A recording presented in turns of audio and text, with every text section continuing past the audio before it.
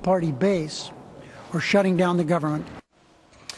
No shortage of Tea Party bashing as this budget battle rages. My next guest was backed by the Tea Party. Illinois Republican Congressman Adam Kinzinger joins me now. Congressman, welcome to the program.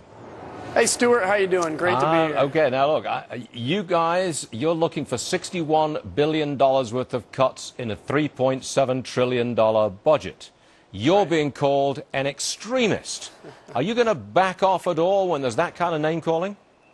You know what? The only thing extreme in this whole debate is what the other side is saying, and they're saying these frankly extreme comments like you just played, and they're doing it to take the focus off of the fact that the Congress last year failed to do the most basic job of Congress, and that is to pass a budget.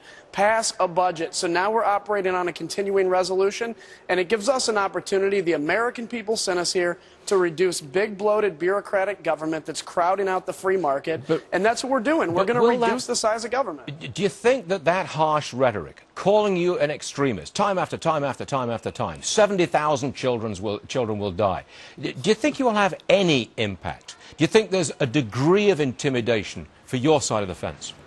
No, I don't think it will. Look, we're very focused. We know the American people are with us. We know what they sent us here to do. When you see our 2012 budget released here within a week or two, I think it's going to be very obvious that we're very focused on the right thing. Look, you have the other side right now that's floundering. They're floundering to explain why they never passed a budget and why they can't even agree to $61 billion in cuts when we have a $1.5 trillion deficit this year. Just a deficit. Here's the latest, Congressman, and we've just got this, heard this today. Speaker Boehner is considering compromise over the issue of $61 billion worth of cuts. Considering compromise. What do you make of that?